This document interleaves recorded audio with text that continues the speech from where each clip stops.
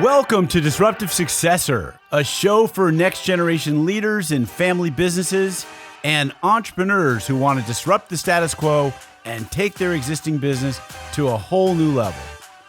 We all know that what got us here isn't going to get us there. This show will provide inspiration, advice, and resources to help you create massive impact. This podcast is sponsored by myself, Jonathan Goldhill, and my company, the Goldhill Group, where we provide coaching for growing companies. I'm Jonathan Goldhill, and my purpose is simple: to guide entrepreneurial leaders in family businesses towards more freedom and fulfillment. I want entrepreneurs to get clarity around the changes that will make them and their businesses more successful so they can experience the same freedom I've enjoyed in my life. Our proven practices challenge business owners to think differently about their business and how they're running it, and quite literally become game changers in our clients' companies. Learn more at thegoldhillgroup.com website, where you can schedule your free strategy session.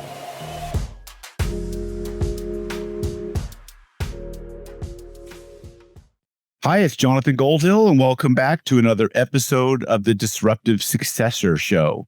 Today, we're going to be talking about ageism and mentoring and the transfer from one generation to the next generation in a family business. My guest today is Julie Noonan. She's an executive coach and change strategist focused on helping leaders manage both personal and professional change. Recently, she's been working with companies to help increase the collaboration between generations in organizations and reverse mentoring for executives within 10 years of retirement.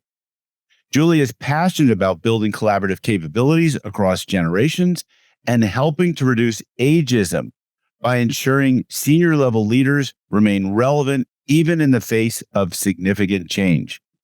Julie believes that without significant collaboration and alignment of values across generations, misunderstandings and conflict will increase and productivity will decline.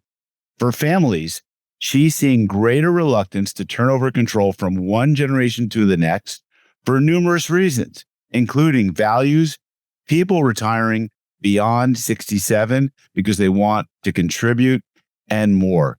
Welcome to the show, Julie. Thank you, Jonathan. Thanks for having me. I appreciate it. All right. So this is an interesting concept. I'm not familiar with the term reverse mentoring. So let's start with that. What is reverse mentoring? And then I've got more questions about how you got into all this, and we'll get to that as well. Perfect. Well, one of the things that I was noticing as I interviewed a lot of my boomer clients was a feeling that they were becoming obsolete, was a feeling that I can't keep up with the technology, or I don't understand these new metrics, or man, those young people, they just don't want to work. And what I decided to do was to try something that I had heard way back. Jack Welch coined the term reverse mentoring. And I had heard about a couple of places that were actually doing it. And so I looked into it.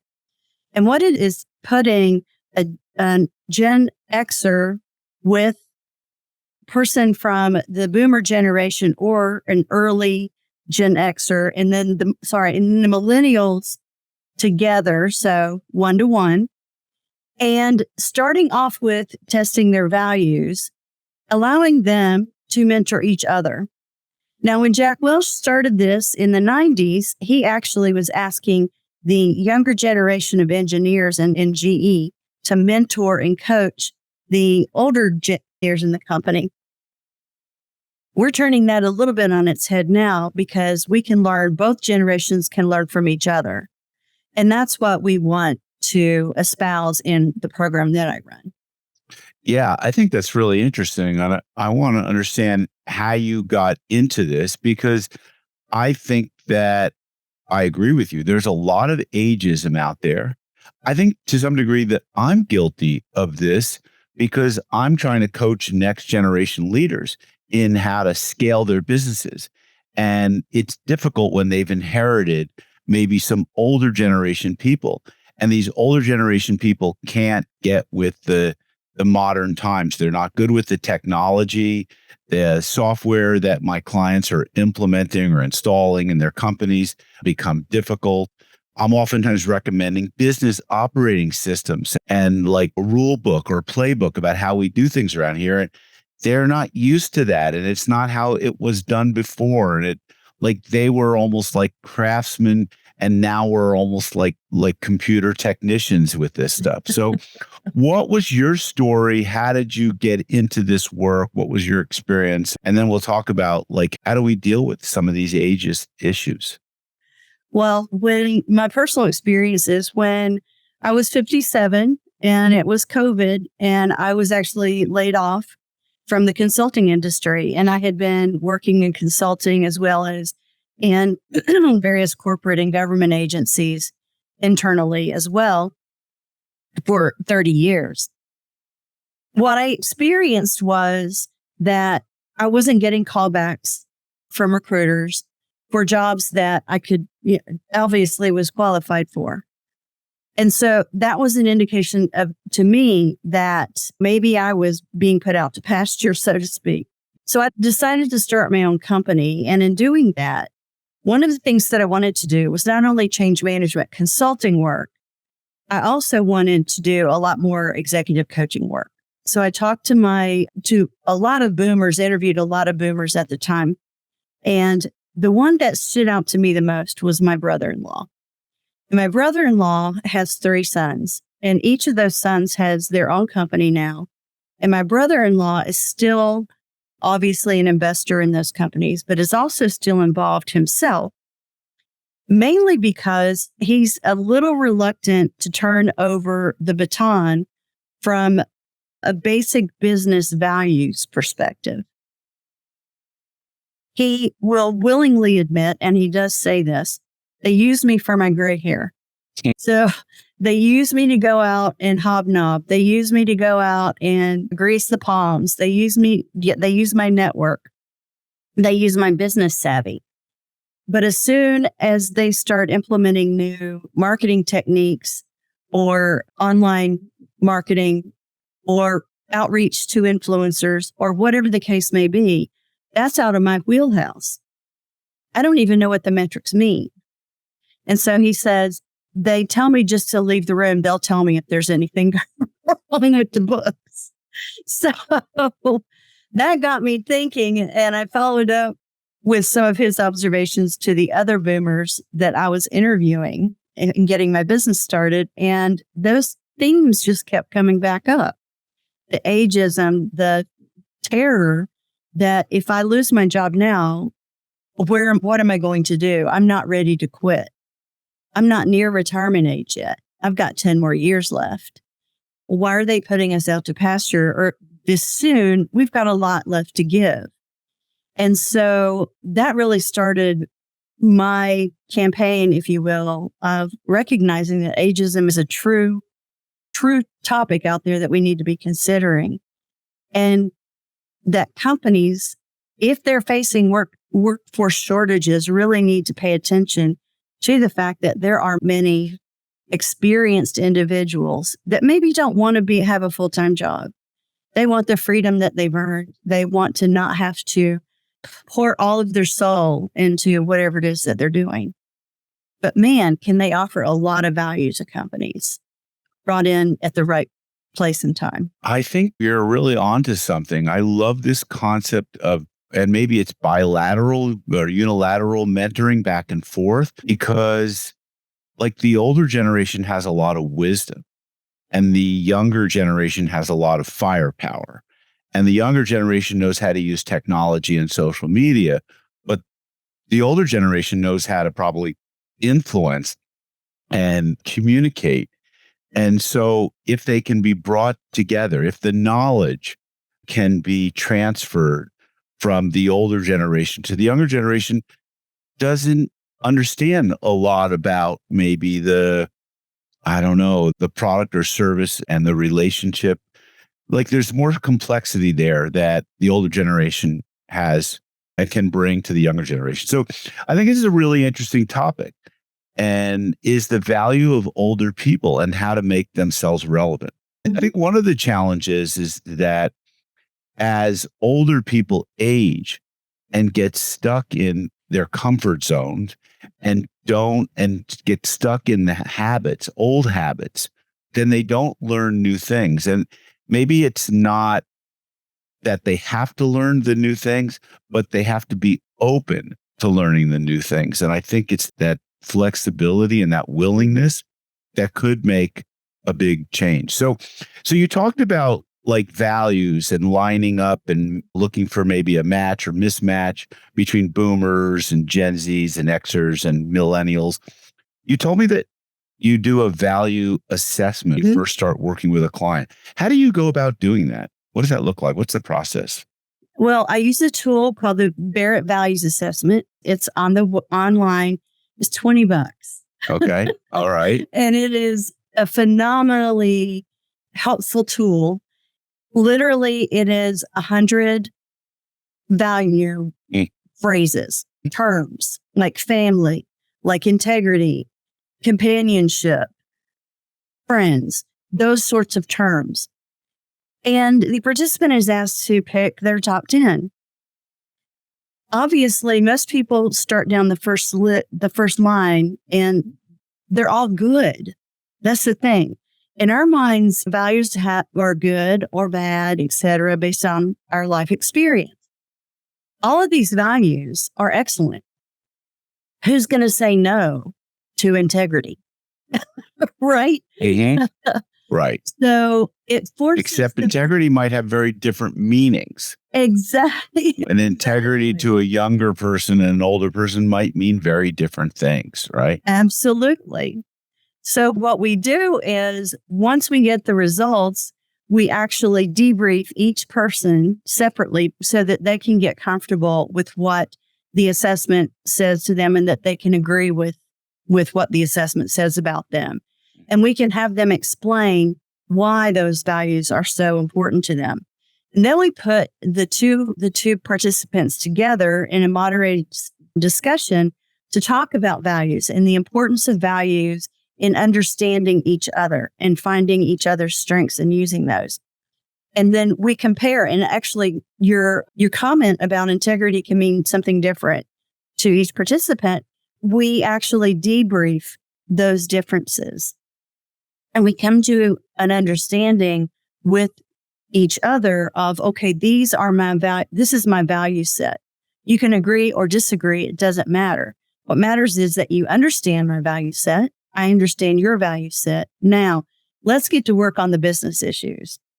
And how can we solve these together? You use your skill set, I'll use my skill set, and we'll come to something in the middle that will solve the business problem. And Julia, are you finding that there's patterns in terms of values of older people versus younger people? So is there something that if you were to stereotype or that you could say, wow, younger people are typically valuing these things the most? I mean, we hear that Gen Z, for instance, in the workplace, they value being challenged. They value opportunities for advancement, which is something I think everyone's always wanted, but they rank that higher. And the boomers growing out of they might value security or financial security more. And by the way, this is, I think, often the tension between a younger generation and an older generation in a family business, where the younger generations, I jokingly say, they're willing to bet the farm. But the older generation's like, no, we're not betting the farm. We need that asset to keep producing the vegetables or the fruit or the products or services. So are you seeing just like this common tension between the two generations? I think there's more. What we find is we have more values in common than we don't. It's really the time of life, and then two, the experience. So the older generation might value stability because they have been through their crises moments. They have been through and they've learned that I have $12 in my name and I can't buy toothpaste.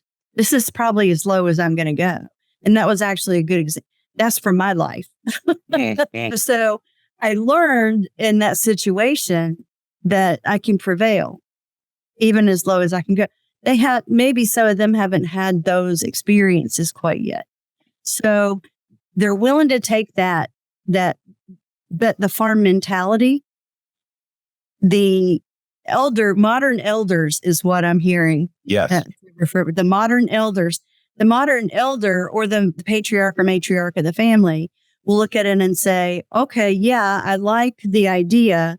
Let's test it first. Or they can do a very quick risk assessment without coming across as being a naysayer. And that's where we work on the communication between. Yeah. It's not that the modern elder is saying that's a horrible idea or that we shouldn't do it. What the modern elder is saying is let's stress test it so that we don't have to go down to $12 in our checking account. Right. Let's do it wisely. So there's an interesting story of a company, you probably know them. It's called Modern Elder Academy, founded by Chip Conley. Yeah. Chip was a very successful hotelier. I don't recall the brand, but it was a very successful, large boutique brand. And he was hired by the young founders of Airbnb. Right. And he was kind of just hired to sort of walk around and give his input and be kind of a modern wisdom, elder, sage kind of person. And like that makes a lot of sense because younger people might not really understand what older people want in terms of the hospitality of experience. And I think it made Airbnb a much stronger company. So what you're seeing, and I'm seeing as well, is a greater reluctance to turn over control from one generation to the next, from boomers to millennials, for numerous reasons. And some of that, I think, has to do with the fact that we're living longer, even though the records, I'm told that we're not living as long in the United States, but I think those statistics are just have been messed with because of COVID. But I think people generally have greater life expectancy. We're more attuned to knowing what's healthy. And so we're living longer and we want to contribute longer. And so it's my experience. It's what I've been reading. We talk about a book I just read called Ikigai about people who live a longer life because they've got a vocation that they're very passionate about and a secondary vocation that they're passionate about. And so one of the challenges for me in my life, because what I do is a work of passion. This is a hobby I've turned into a business for 30 years. I'm passionate about what I do, but it's to make sure I have other outside passions that I keep alive, that keep me vital and moving. I mean, how do we get the older generation to recognize that there's life outside of work and to not define themselves by their work? And what are your thoughts on this topic? I rambled. I'll let you ramble. No, I think the whole concept of Ikigai is the well-rounded, the work is a part, is not the part. It is not who I am. And I do believe that in many cases, the boomer generation was brought up that if you were successful, if you were known as a successful doctor or lawyer, there was a lot put into your actual vocation. And that was not the case too awfully much before us, actually, speaking as a boomer. Now, when people meet each other, it's not the first thing that they ask is not what do you do? Right. True. It's more, who are you? Yeah. And let me just digress because people might be going to be like, what is Ikigai? So Ikigai is a book. I was given it as a gift. It is basically a research book that is about people in the island of Okinawa in Japan who live in what is called the blue zone, where there's more centenarians, I think is the word, people over the age of 100 like a larger percentage of the population. And ikigai refers to the intersection between what you love, what you can be paid for, what the world needs, and what you're good at. So it's the intersection of your passion, your profession, your mission, and your vocation. And the book is basically about like a handful of secrets to living a long and vital life. So it's a pretty interesting concept. And I think one of the things that boomers need to do is define themselves outside of their business, outside of work. And it's those who get pulled towards other interests that find letting go of the business easier. Otherwise, if they're just so defined by their business, they're almost feeling pushed out by the younger generation. And that's a challenge. It is a challenge. No one likes to be pushed. Exactly. I would rather run toward as opposed to run from. Right. And I don't think anyone likes to be pushed. And that's the kind of going back to change management, which is my passion, is change is only threatening when it's imposed on you. It can be scary when you decide to make a change for yourself. But really and truly, where the biggest resistance comes in is when you feel like you don't have a choice. And so part of my coaching with executives and boomers, particularly when they're facing, okay, what's next for me? And I have a lot of those. What's next for me? I don't want to go do art classes. Right. I don't want to play golf 24/7. Right. So a lot of that is actually going back to those concepts that Vicki, as you talked about, to say, what are you passionate about? What are you really good at? Where is that need in the world? And how can you deliver that need? Or how can you find the places where you can plug in and really make a difference and feel good about yourself, as well as feel good that you're on the earth for a reason still? And I don't think that there's anyone, well, I know certainly that there's no one that wants to be on the earth and feel like that they're purposeless, that they're just taking up space. That's not who we are as human beings. And so it's really important for us to recognize that the modern elder or the older generations continue to have that need and that drive to contribute. And we could definitely use it in the world. That is for sure. It might be just hard to figure out how to access it and and for the older generation, how to market it, because if the younger generation is used to receiving information through text or a short form, like Twitter type of communication, and the old generation just is used to maybe a sit down conversation, a belly to belly lunch or dinner or writing a letter. I mean, I know myself, I find it way more efficient to do my meetings and consults and communication over Zoom than to actually get in the car, go drive and meet someone. And so there are people that I don't see anymore because let's get together and have a drink or have coffee. And I might get together and have drink or coffee for fun, but I'm not interested in doing it to strike up a business relationship. I'd rather just get on a Zoom call.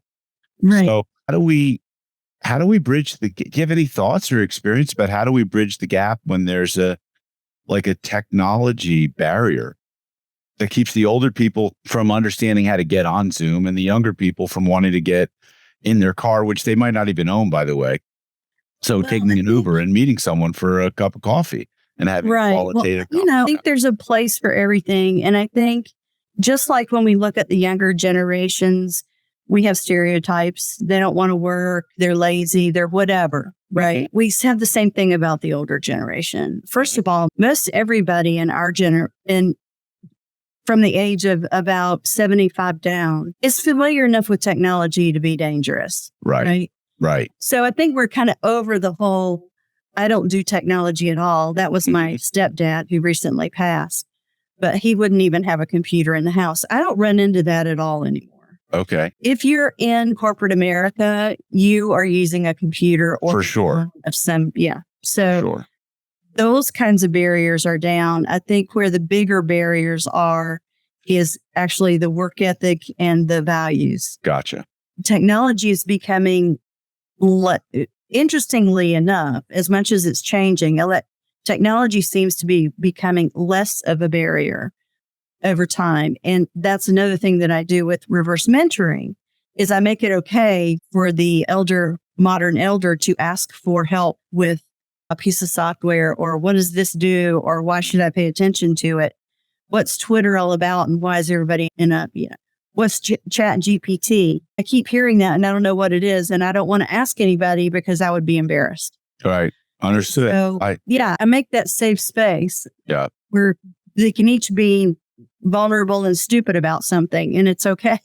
Yeah. Well, ChatGPT is probably the most searched term, and I discovered it. I mean, I learned what it was when someone just said, you got to go here, and then you create an account and started testing with it. And it's been quite interesting. So it has been, yeah. So what's one piece of advice you would give successors in a family business if they wanted to be a disruptive successor? Something that maybe would help them to understand and be understood, be appreciated maybe by the older generation. What's a piece of advice you might give them? I think my biggest piece of advice would be to literally sit down face to face and talk about what matters most to the person from a business perspective. What matters most to the person leaving or passing the torch? Is it the longevity of the company? Is it leaving a legacy in a particular industry? What is it that is important for that person? And then for the younger person who's inheriting all of it, what is important for them? How do they want to grow? Do they want to be innovative? Do they want to sell the company? What is it that is important to both? And then look at those goals against the values that they share. And 9 times out of 10, there's a common ground in there somewhere. And I would say a mediated discussion with a coach or with an objective third party is actually a really good idea, because then you take out the emotion that can be involved that gets in the way. But by the same token, you can acknowledge that there's emotion there with the right mediation. So I love that. Say, talk about your values with each other. Oh my gosh. What a great end cap to this conversation. I think I love the concept of reverse mentoring, really thoroughly enjoy the concept of a values assessment that is done with both generation and then mediated so that we create alignment and get them on the same page so that we can set up some mentoring and some reverse mentoring so that it really drives for more satisfaction by both parties in the direction of where this business is moving, or where this relationship is going. So Julie, thanks so much for sharing your wisdom. And isn't it great how your own experience in life created a calling, passion, and a mission for doing what you are now doing, where you've turned an interest and a profession, a vocation all into something that sounds like it's your ikigai. So, well, it feels like my ikigai. Thank you. Yes. Yeah. Awesome. All right. Well, Julie, thanks for joining the show. We'll have your contact information in the show notes. You're an executive coach out of Orlando, Florida. Is there any special place that you'd like people to land if they're looking for you? Or either my LinkedIn profile or my website, www.jnoonanconsulting.com. Okay, fantastic. Thanks so much for being on the show. And folks, think about this and how it affects you in your business. Do you have an older person, or are you that older person in the workplace? Do you need to start having a conversation with that other generation around your values and around mentoring and around what each of you can bring? Because each of you brings some value. And while one person might be rising in their contribution and the other person might be falling, there's still something there. And if you want to have a smooth transition, communication is the key. So that's it. You know the drill. If you like this show, please share it with others. Give us a good rating on your listening podcast of choice, and stay tuned for future episodes. This podcast is sponsored by myself, Jonathan Goldhill, and my company, the Goldhill Group. where we provide coaching for growing companies. I'm Jonathan Goldhill, and my purpose is simple: to guide entrepreneurial leaders in family businesses towards more freedom and fulfillment. I want entrepreneurs to get clarity around the changes that will make them and their businesses more successful so they can experience the same freedom I've enjoyed in my life. Our proven practices challenge business owners to think differently about their business and how they're running it, and quite literally become game changers in our clients' companies. Learn more at thegoldhillgroup.com website, where you can schedule your free strategy session.